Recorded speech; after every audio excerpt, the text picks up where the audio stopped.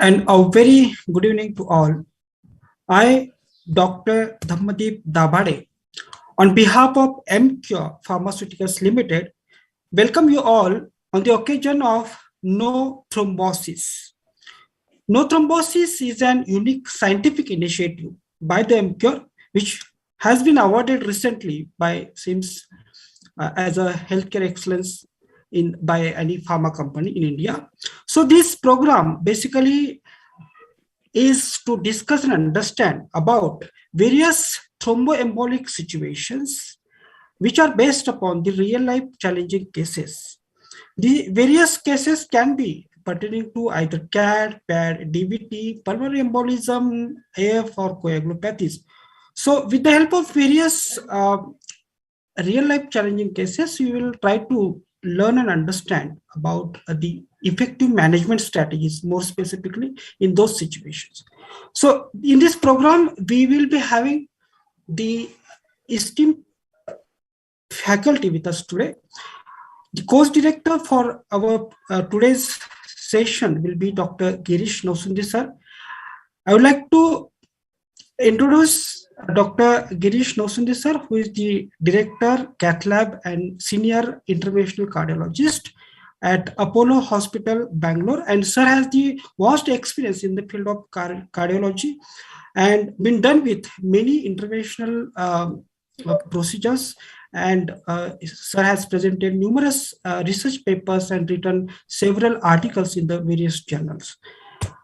Our moderator for this particular event is Dr. A. George Koshisa, who is the senior consultant cardiologist affiliated with the Cosmopolitan Hospital, Trivandrum.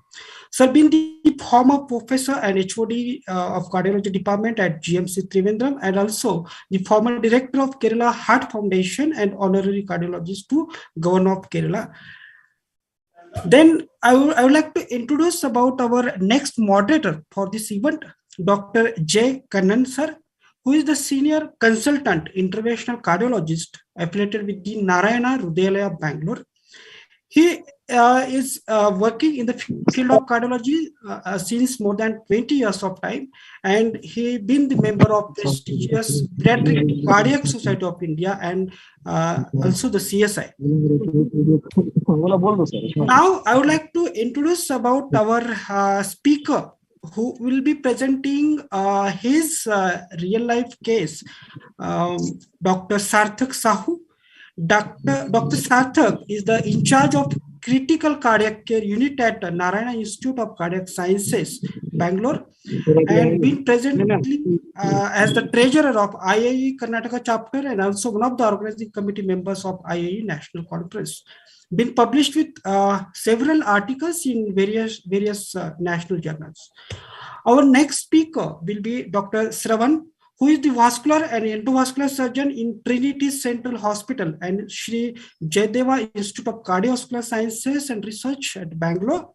Been trained in vascular and endovascular surgery at Jain Institute of Vascular Sciences, and also later got fellowship at the National University Hospital, Singapore. So with that brief introduction, I would like to just go through today's agenda of this event. We'll be having the opening remarks from our course director and the moderators before going to the actual case presentations. Then we will be having the two cases one by one. Each case presentation will be followed by a brief discussion amongst the course director and the moderators. So with that note, I would like to stop here and would like to straight away hand it over to our course director, Dr. Girish. Over to Dr. Girish. Thank you. Dr. Dhandeep and Mr. Kesur from Emcure, it's always my pleasure. From day one of this program, we've been actively involved in the discussions, and it has always enriched me. Thrombosis is such a dynamic process. It has been constantly challenging physicians, be it cardiologists, be it vascular surgeons, or be it neurologists, or even physicians who deal with myocardial infarction, pulmonary embolism, or strokes. In the backdrop of COVID, it has become more enigmatic. And the presentations have been much more varied and complex. And Emcure has made an effort all the time to bring a variety of presentation of same thrombosis and bring in that crux of knowing thrombosis, which will help you to prevent and treat thrombosis very appropriately. So towards this, I'm sure we'll have two more very interesting case presentations. And as usual, Dr. Koshi, who's been my co-chairman or director, who has always brought in great inputs and understanding from his side. And Dr. Kannan has joined us recently and has been a great addition in understanding and having discourses on this. So with these opening remarks, I forward it to my colleague to start their presentations.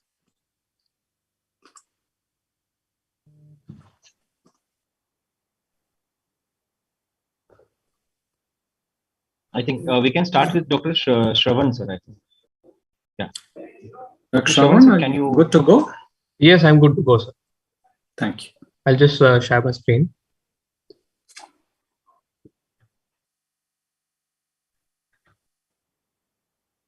Is my screen visible? Yes, sir. Yes, sir. Yes. Good evening, everybody. A very big thanks to the Emcure team to getting me involved in this no thrombosis workshop. And it is a pleasure to present to senior teachers like Girish sir, Koshi sir, and Kannan sir.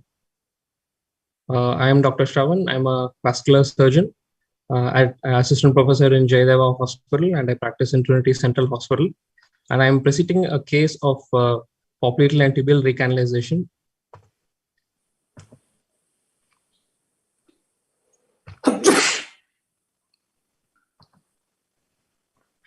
So being a vascular surgeon, it's given me the opportunity to treat the entire vascular bed from head to toe.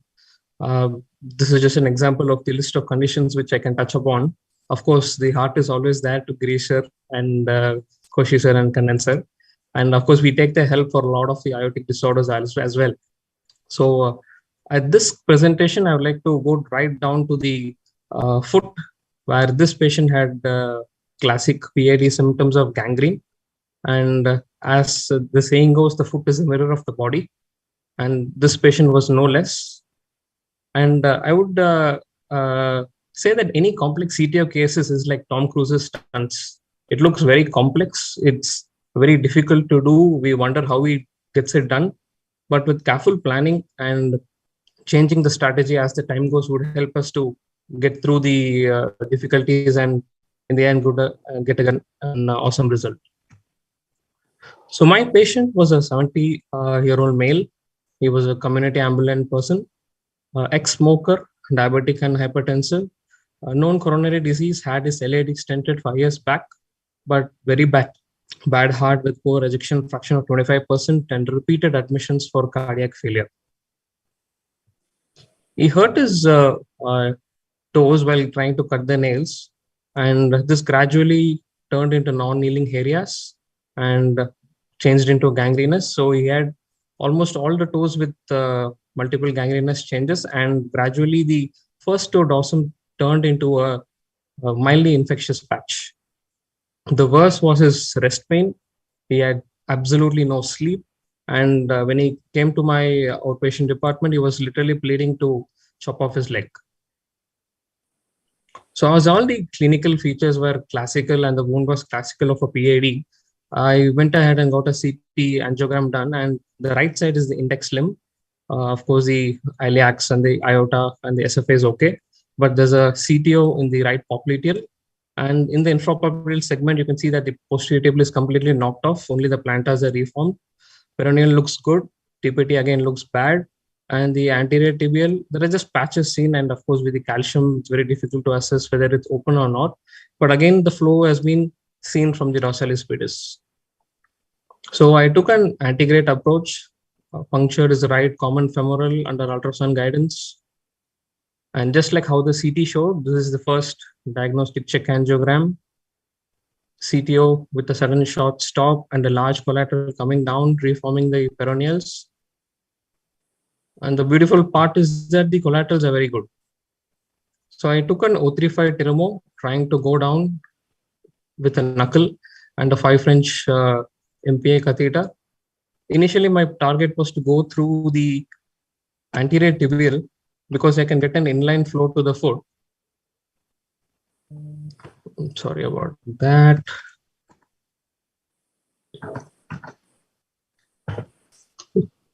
Yeah. So this is my shot of the anterior tibial, almost not seen at all. But still, I thought, okay, why not? Let's try to get an inline flow. But the wire just couldn't pass. I thought, okay, let's get some pushability and first dilated the popliteal segment with a 460 balloon. And then I was able to push in the balloon into the anterior tibial, again dilated the distal popliteal and the ostial region of the anterior tibial. And with that, try to push in the wire more. But this is the initial check angio, just a trickle of flow in the plastid areas. Of course, we don't have a good outflow right now. But the issue was whatever I tried to do, the wire just wouldn't pass through. I'm sorry, what is? So I decided to do a retrograde puncture of the peroneal artery. I, of course, did scan the dorsalis pedis and the posterior tibial because that would be my initial choice. But there was a clear stop sign, which there's a circumferential calcium in both the dorsalis pedis and the posterior tibial, which would not allow me to get a clear puncture into the artery. And in fact, I may ruin the good outflow. So under fluoroscopic guidance, I punctured the peroneal artery with my ever-dependent staff giving a shot from the top. And as the contrast coming down, I just redirected my needle position. And once I got a good flow, I sent in initially a command 014 wire. We know that the mid and a part of the proximal peroneal looks good. Now, once I put it upstairs just to check whether I am in the lumen, I took another shot. And that clearly shows that I am in the lumen.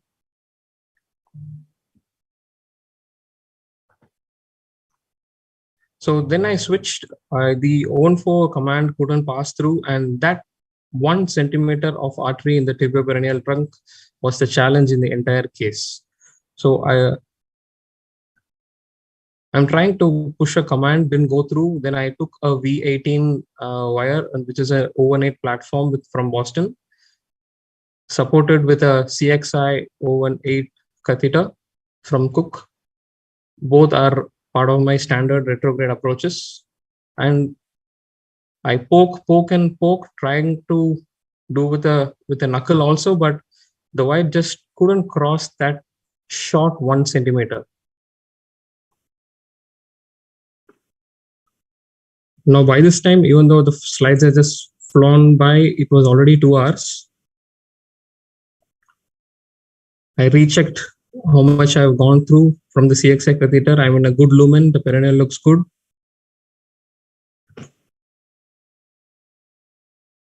So I'm trying to pass from above and down. Of course, the angiogram is a 2D view. It shows that we are in the lumen, but it was just subintimal from both sides and not meeting into the true lumen at all. That's my V18 trying to poke through. It looks as if it is near the 5 French MPA, but it's just subintimal.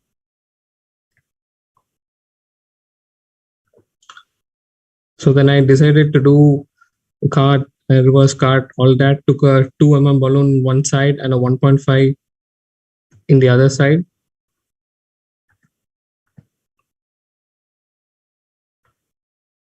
Plastid both segments, trying to break through the plaque in between so that my wire can pass through.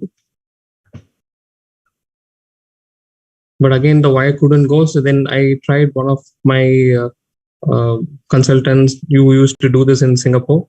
So he used to keep a wire from below and an inflated balloon above.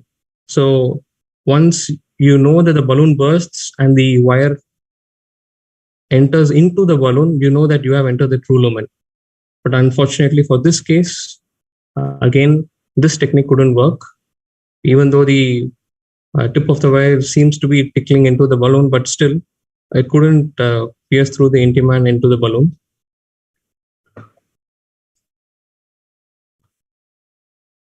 But there was a small giveaway from the proximal side, so I could able to push that 1.5 balloon from above.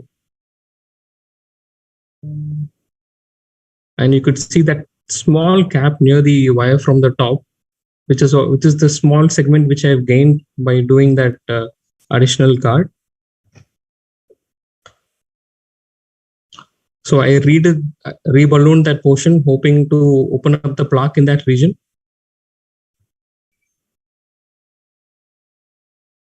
So giving a decent overlap and trying to break the plaque across. But this was again not helping. This was the shot which almost made me feel, okay, it's time to stop, come back, maybe the next day, try again. At least the popliteal was open, and the main collateral from the popliteal, which is keeping the peroneal alive, that was still working. But then I said, okay, let's give it a last try. Took another V18 from top. And yes, finally, after 3.5 hours of long procedure, I was able to pass through from top. You can see the wire from the top supported by the balloon coming down across the TPT and peroneal and hugging the wire in the peroneal from bottom. So I pushed in my balloon, checked my position, all happy faces across the cath lab that we're into the peroneal. Then took the 4 balloon again. You could see that tight waist at the TPT, that chunk of calcium which was just opening up now. Just took a check shot to see how things are looking. The flow is of course quite slow because we have some dissections in the popliteal and that big chunk of calcium in the tibioperoneal trunk. So at least we have some kind of flow across the peroneal. I know I can work with this. So moving forward, my first thing was to take out that retrograde axis. I passed in a 3 mm balloon down to my peroneal and then inflated the balloon for 3 minutes with mild external compression so that I get good hemostasis at the peroneal, because it's notorious for hemostasis compared to the other retrograde approaches.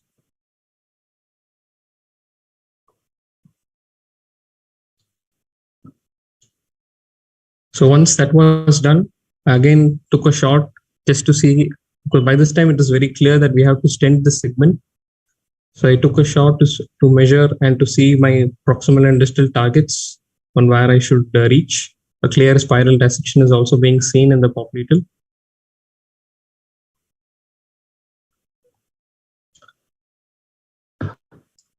So that chunk of calcium in the tibioperoneal trunk, I had to replastiate.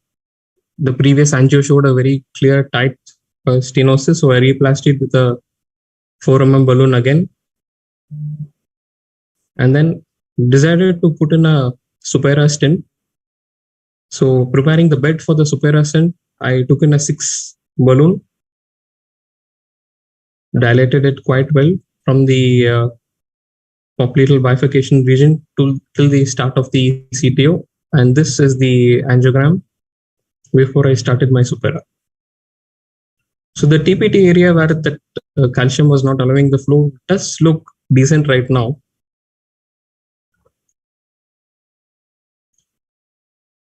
So dropped in a 5.5 into 150 mm supera.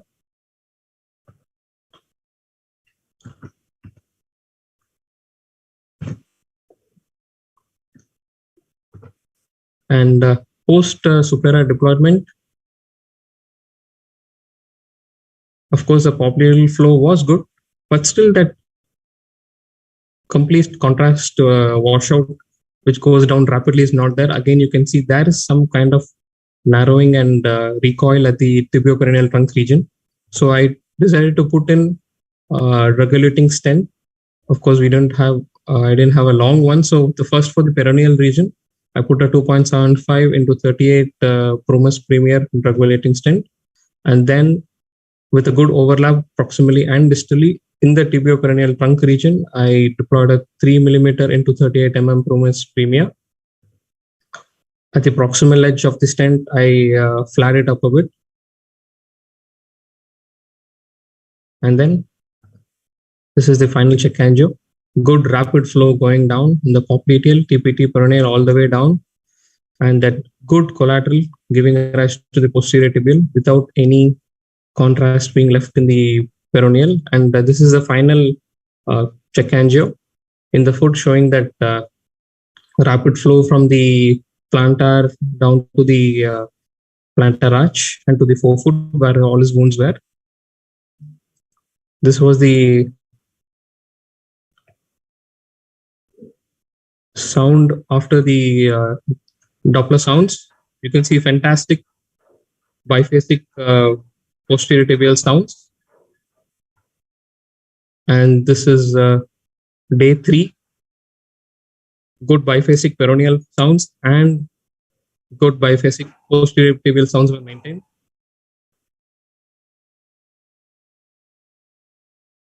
Post-procedure, I put him on 75 milligram of clopidogrel, 20 milligram of rivaroxaban. Given the outflow and the disease festival, I wanted to fully anticoagulate him, and 40 milligram of atorvastatin. And this procedure was done in November, and right now the wounds are almost healed. Thank you. Shravan, Yes. Let me congratulate you. It's fantastic.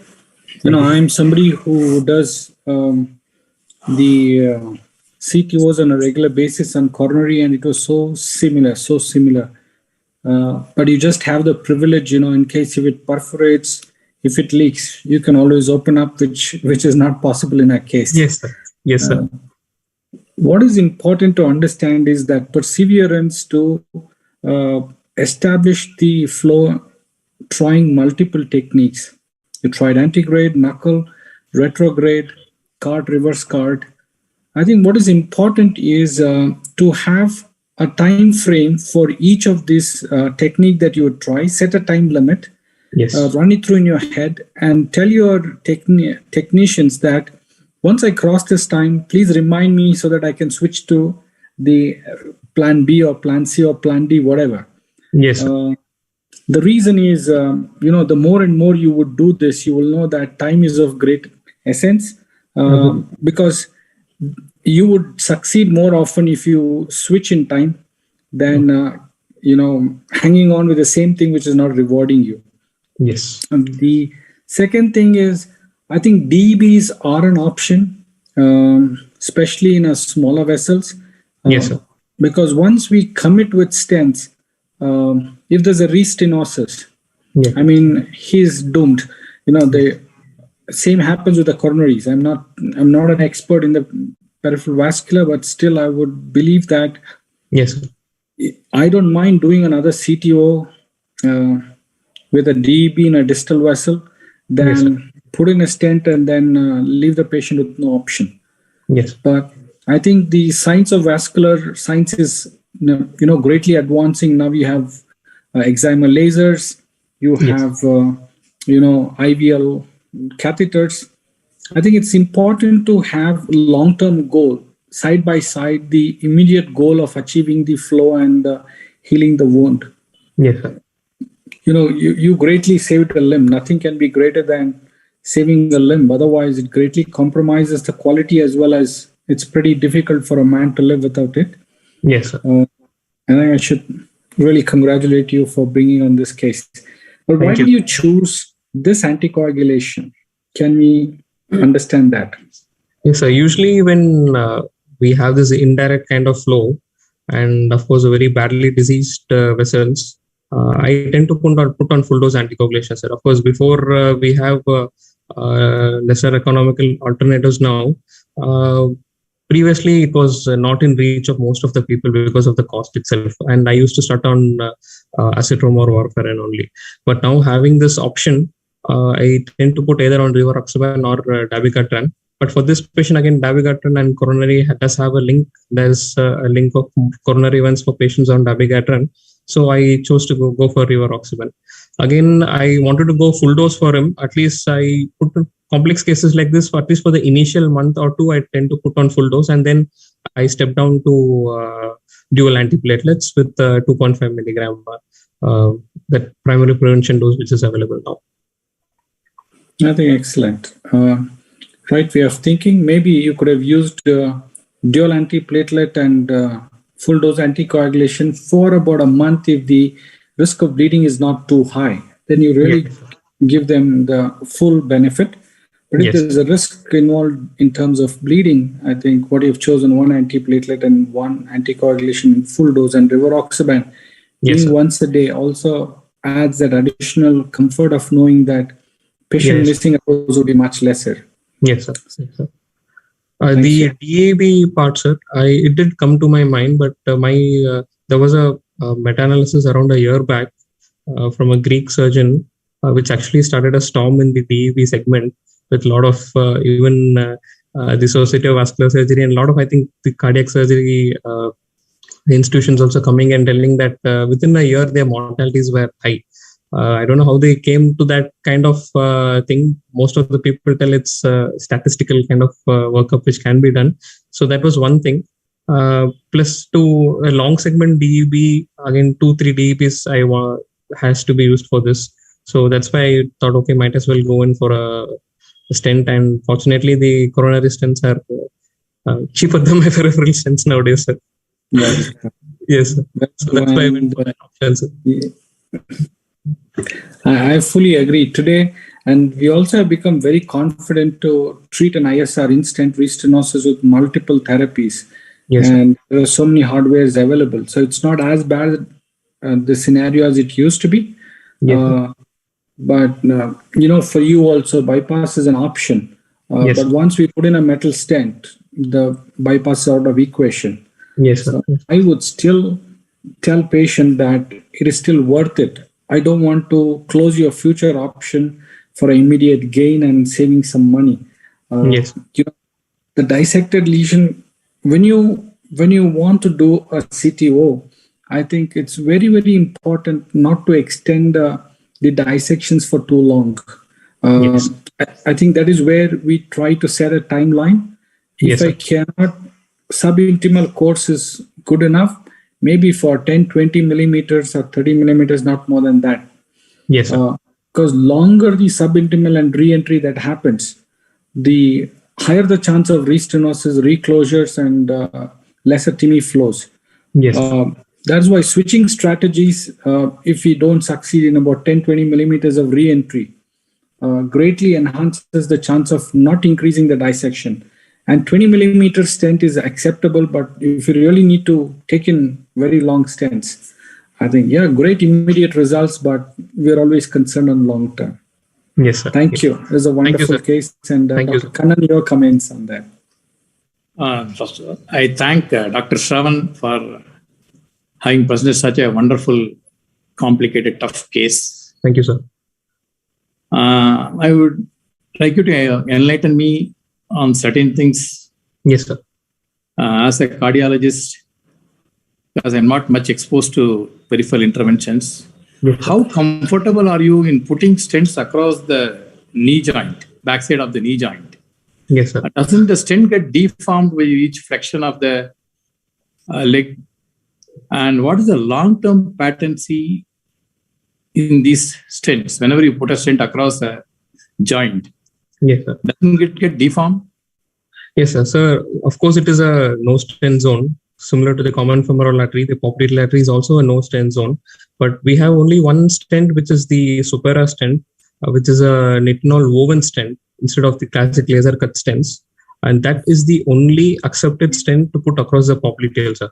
Because even if you give a flexion of around 70 to 80 degrees, the artery doesn't get deformed a lot. So if at all we have to go to a stent for the popliteal artery, Supera is the one and only go-to. And of course, the Supera stent is not easy to deploy. It is very difficult to deploy because of its mechanism of deployment. And it has a tendency to elongate a lot. more than the regular self-expanding stents. So the accepted is a less than 10% elongation, and with that, at least the papers show that there's a 90% patency in 1 year. As the elongation increases from 10 to 20%, it drops down to 80%. More than 20%, it drops down to 70% a year.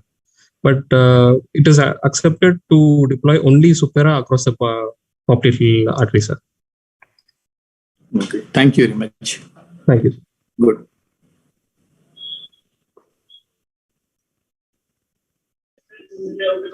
Thank you, Dr. Shravan. Thank you, Dr. Shravan, and Thank you. We can go to the next case. Dr. Sarthak, please, can you just start with your presentation? I request Dr. Sarthak.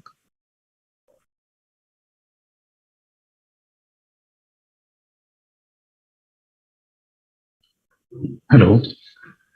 Good evening, everybody, and thank you, sirs, for kindly allowing me to present this case. Am I audible? Yes, sir. Yes, sir. You're audible, sir. Yes, sir. You're audible, sir. Many thanks to Dr. Girish sir, to Dr. George Koshi sir, and to Dr. Kannan sir for giving me a chance and present something which is a daily life experience, which is something that me and my colleagues, my friends, we have experienced recently in our CCU area. First, a little bit about me. I am Dr. Sarthak Sahu. I am in charge of the critical cardiac care unit in Narayana Hrudaya, Bangalore. And this is something that we came across hardly 11-12 days ago. This was a 64-year-old gentleman, and so this was a 64-year-old gentleman who had a history of diabetes, hypertension, and he came to our OPD for a consultation with one of our cardiologists, and he came for, as far as the patient was concerned, he came for a routine evaluation to our OPD. And when he came to the OPD, he gave a history of dyspnea, he gave a history of some fever, and because he had dyspnea, he came to our cardiology OPD. On evaluating him, the consultant cardiologist thought that it would be better if the patient is taken to the triage for further evaluation, given that we are facing a COVID pandemic, and this might be a case where the patient has got COVID. So after coming to the triage, we took a detailed history and did a follow-up examination, evaluation of the patient, wherein the patient had a blood pressure of 110/60. His heart rate was around 104 beats per minute. The patient gave a history of fever for more than 4 weeks, low-grade fever on and off. And this patient, when we did the ECG showed sinus tachycardia without any other abnormal features. Echo showed on a good biventricular function, no dilatation of any of the chambers. The only thing of note that we saw is that the IVC is appearing to be a little underfilled. We thought it could be subjective, and we went ahead with the blood work and the chest X-ray. The chest X-ray was normal. Blood work showed a mildly elevated total lymphocyte count around 13,000 odd, with some neutrophilia, lymphophilia. Platelet counts were slightly above normal, around 6 lakhs units. D-dimer we had sent as part of our routine workup, which was somewhat elevated, near about 1.2.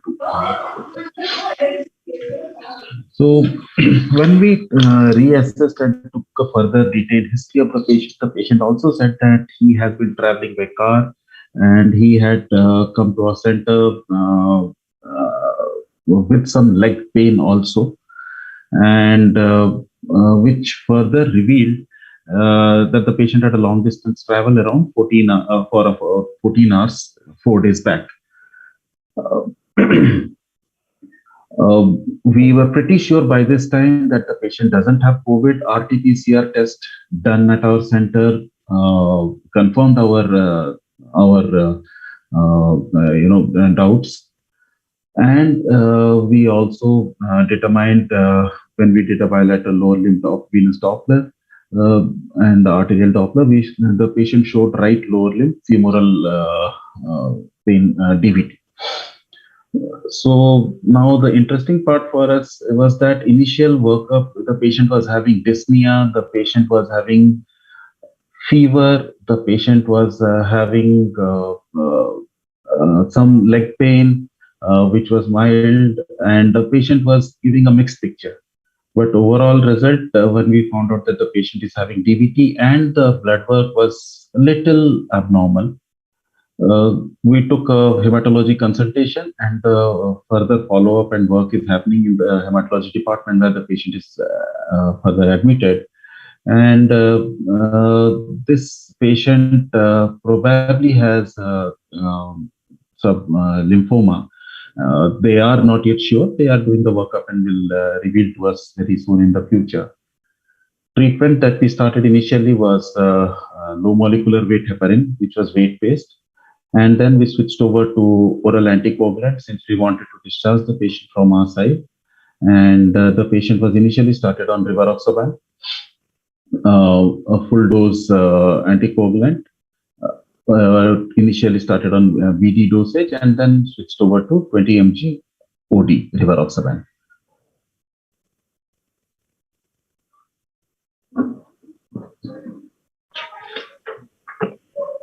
Thank you. Thank you, Dr. Saab. So, Dr. Saab, yes, sir. If you have to summarize, what made you choose this way? Yes, sir. So the initial presentation of the patient was quite confusing because he is having fever, he is having some dyspnea, and he is coming to the OPD with all of these symptoms, which initially could go either ways. But once we started the workup, we realized that we are definitely not looking at the COVID picture, and the patient is volume underfilled. So the first instance where we started thinking that something could be going wrong, and when we particularly did the echo, the IVC is appearing underfilled, and the patient also appears a little dehydrated. That's what started us thinking that there is more to the story. So when we took a further detailed history of the patient, we realized that yes, there is also a history of long distance travel. So we might be having this probably a pulmonary embolism or deep vein thrombosis, something of the sort. X-ray ruled out massive pulmonary embolism. Definitely, it is not there. And since we got the DVT diagnosis with the bilateral lower limb Doppler, so we started off the treatment. And hemodynamically, the patient was not unstable, and other features were not there for us to think in terms of a pulmonary embolism at that time. Later on, although we did the complete workup. So, I mean, somebody with a DVT, would you really think he would be low on volume? Honestly speaking, no, sir. No, sir. Yeah. Not always. That's you would actually expect the RV to be slightly bigger, IVC to be smaller. Yes, sir. Yes, sir. Yes. You would go otherwise. You would be. We would usually go together. I was thinking more in terms of is a patient dehydrated that is worsening, the overall outcome, the overall picture. So it was a kind of a messy picture that we had initially. Very true. I mean, it's so heartwarming to know that a cardiologist has taken charge of an intensive care. It's wonderful because you understand vasculature, cardiac physiology, vascular physiology better, and you're anyway a physician. I think it really adds another dimension. So congratulations to you. Thank you. Another thing, being physician is more crucial than being cardiologist while being an intensivist. What I have realized when I treat my sick patients, I think it's the knowledge of being an MD medicine what bails you out more often than being a cardiologist, especially if you have fever and if you have hypertension or tachycardia. It's very, very challenging. As a cardiologist, we have very little to do. you seek help from others. So I think in this case, what did you think many of the time, even if there is COVID, we have had instances where RT-PCRs have come repeatedly negative. But when wait for a while and do an IgM antibody, it turns out to be positive. Yes, true. So we have got that. True. There are variants which I still feel, I think there are variants which are there in the community which are not detectable with the existing kits, but they're not in so large numbers that you start phenotyping them and call something else. So I think clinical suspicion still being high, and managing him as a viral infection plus or minus COVID is still right path that you have chosen. Thank you. Thank you, Dr. Kannan? Anyway, I thank Dr. Sarthak for presenting the case. It's a good case. I think there are no queries. We can close the case. Thank you, Dr. Sarthak. And if there are any questions, I think we should take the questions. I also don't see anything coming up here at this point. So Team Emcure, you have anything from your side? Any questions? Anything has popped up? Dr. Deep, I think we have any questions in chat box, or you want to ask anything questions? Yes. So far there is no any question being observed at chat box. Since we have another 10 minutes to go, I would really ask my two presenters. So if I have to go back to Dr. Shravan, what is your way of treating a patient who has cardiac disease plus the vascular involvement? Definitely the heart over the leg for sure. Leg is okay, chop it off, you're still alive. But when there's no heart, you're not alive at all. So, of course, if it is a chronic limb with just claudication, no wounds, and heart disease, of course, my direct referral goes to the cardiologist once I detect there's some issues with the heart and he's not been treated for it. But when there is a wound, he's in rest pain, and something needs to be done for that critical limb, all my cases, the cardiologist is always involved. I assess the case based on whether he has requires a bypass or he requires a angioplasty like that. Of course, angioplasty, local anesthesia, the risks are less. But like in the previous case, it may go on for a long time and still stimulate some cardiac events. But if it's a bypass, my cardiologist sometimes suggests either to get a CAG done or an MPI done. And based on that, it helps to stratify the risks also.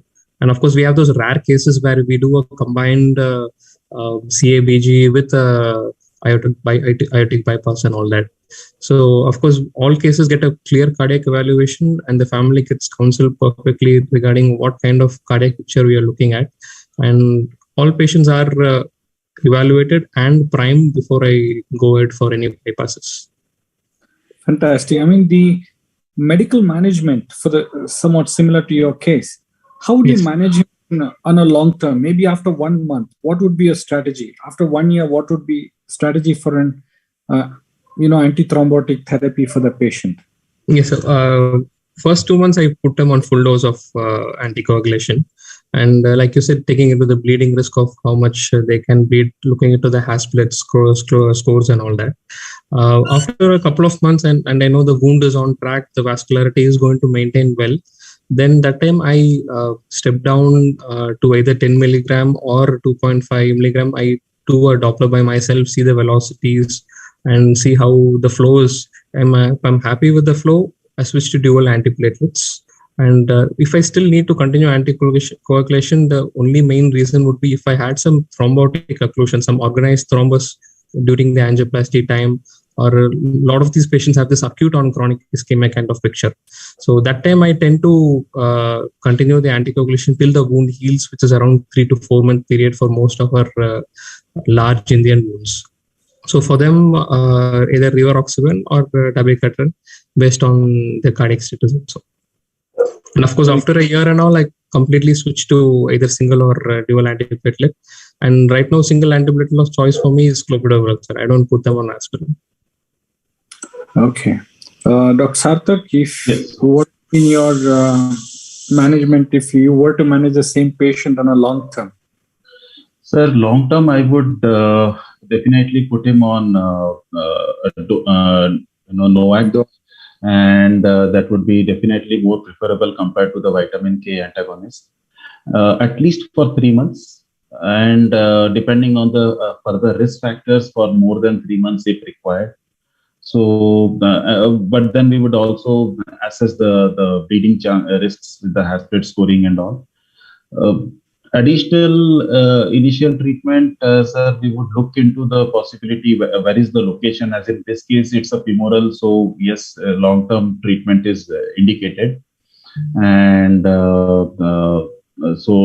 since this patient was otherwise fine, so low risk of bleeding, and yeah, so that's what I would do.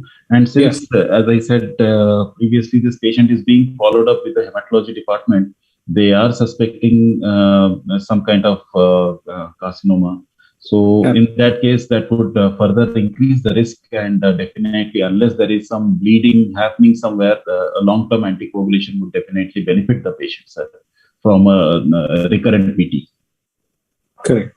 But Sarthak, what I figure out is higher the risk of bleeding, I think there's also higher the risk of clotting in those people. Yes, yes, like, sir. Especially if there is the kind of patient that you're explaining. Yes. And also, if there is a triggering factor, you can probably think of discontinuing after 6 months or 1 year. And if you do the hematological coagulation pathway and find that there are no definitive coagulopathies, maybe at the end of 1 year, you can do a probably repeat CT scan and then take a call on should you continue or withdraw it completely if there is an, what do you call instigating event such as long travels or injury. Right. Otherwise, what the hematological workup comes out, that would decide. That would decide, sir. Coming to Dr. Shravan, what I think, this is a very typical COMPASS case that we see in our practice. Yes, sir. Those who have underlying coronary artery disease, when you look at them, if you follow them at 3 years or 5 years, the risk of repeat myocardial infarction, heart failure, stroke, or a limb ischemic chances are between 20 to 50% in next 3 to 5 years. So it's not good enough that we manage the acute event effectively with intervention, but it's very, very important to treat them with appropriate antithrombotic regimen where they have the least risk of another vascular event, be it stroke, acute limb ischemia, or a myocardial infarction, or even worsening heart failure. So this was a patient whose ejection fraction is low, who's got a peripheral vascular disease. I think this is somebody who would be on a long-term 2.5 milligrams of rivaroxaban twice daily, along with probably aspirin. I know I really appreciate your concern against aspirin and preference for clopidogrel, I think, which most of us share. Because of GI bleed is quite common in this part of the world, and we would prefer, over an aspirin, always a clopidogrel.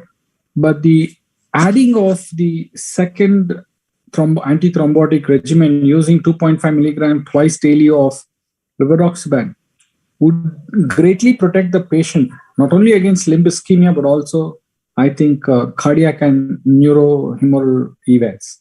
Absolutely, sir. Absolutely. All my discharge summaries are big, sir. Diabetes, hypertension, IHT, severe stroke. So, like you mentioned, all vascular bits take a hit before they come to me, sir. Absolutely. I think you'll rarely have an isolated peripheral vascular disease. I think it's a very, very rarity in today's time. So I think we all share the same thing. And that's why this platform, we learn mutually, not only the intervention. I think it was pretty similar between what you guys do, we do, or the neurologists do. But there are certain nuances that we share amongst us. And, there are certain hardware you pick up from us and certain new hardwares which are there in peripheral, which we can borrow at times. Yes. But more than that, I think the long-term goal, which is mainly medical management, that is where we are learning through these platforms. without which we would be doing the same intervention on the same patients and they would be disgusted and we would be frustrated what is happening. So I think the better understanding of thrombosis, better understanding of short-term, intermediate-term and long-term clinical trial data, which is helping us to refine our non-interventional advice to the patient, especially in terms of antithrombotic regimen is a great thing. We haven't reached the pinnacle of antithrombosis, means whether 2 antiplatelets, 1 anticoagulation, or just anticoagulation, or 1 antiplatelet, 1 anticoagulation, how long? I think this was the great beginning, that combining DOAC with an antiplatelet regimen, we are learning. I think more and more clinical trials would add less bleeding, lesser ischemic events, better net clinical benefits. I think that is where the journey is going to be. And these platforms are really helping us. Dr. Kannan, if you can add anything more, it will be nice. Am I audible? Yes, you're audible. Anyway, Girish, you are wonderfully compiled the session.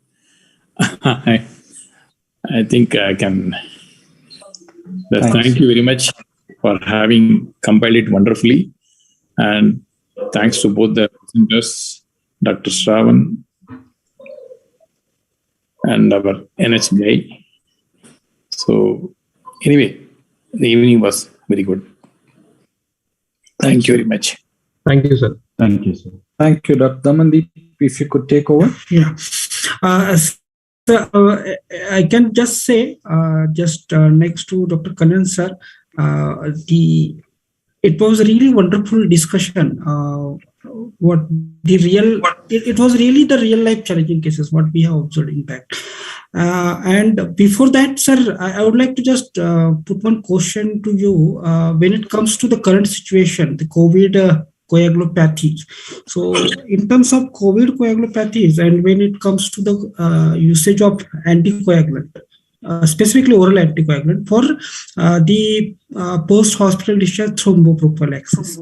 So which agent is usually preferred during your routine clinical practice? Whether it's apixaban, whether it's a rivaroxaban or something else. Dr. Girish, sir. For me, it's always been 10 milligrams of rivaroxaban. The simplicity of using it and having sufficient practice evidence for so far, I think it's been the most preferred. Unless you have some GFR which is low, high risk bleeding, some GI bleeding risk, then probably we're looking at apixaban 2.5 milligram BID, a lower dose. If you're looking at the optimal dose, I think rivaroxaban 10 milligram once daily is still a preferred choice for me. Noted, sir. Very well noted. So with that, my curious question, I would like to once again thank our course director, Dr. Girish sir, and moderator, Dr. Kannan sir, and both the speakers again to thank regarding their nice case presentations, which I hope really benefited most of the clinicians who are attending this particular live workshop today, and that will definitely at some point of time may help them during their routine practices. With that note, I would like to stop. But before just concluding this program, I request my team to play a quick video about the development of the molecule rivaroxaban at our R&D center. And with that 1 minute video, we will just conclude the session. Over to my team for playing the video. Thank you.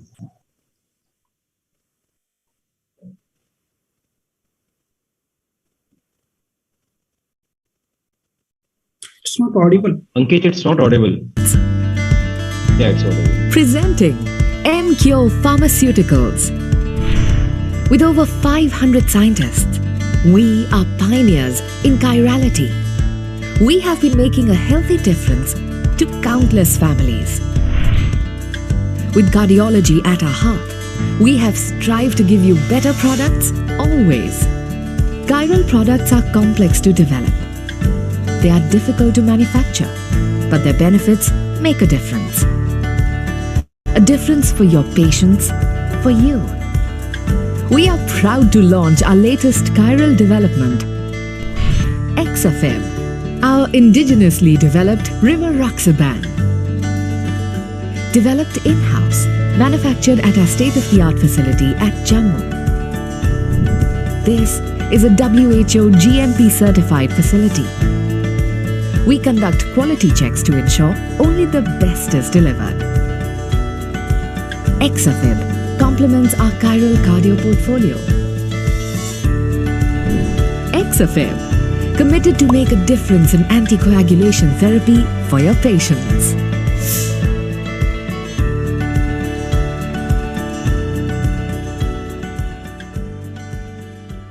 Exafib is number one brand since from last 1 year, and it is all because the most of the cardiologists and clinicians they trust on Exafib, and because of its quality, where the bioequivalent study or nasogastric study is very evidently equivalent to the innovator, and so that's the reason today Exafib is number one brand. So I request all the doctors to prescribe and support Exafib. Thank you, and I would like to, from behalf of Emcure, I would like to thank you so much to Dr. Girish sir for a wonderful.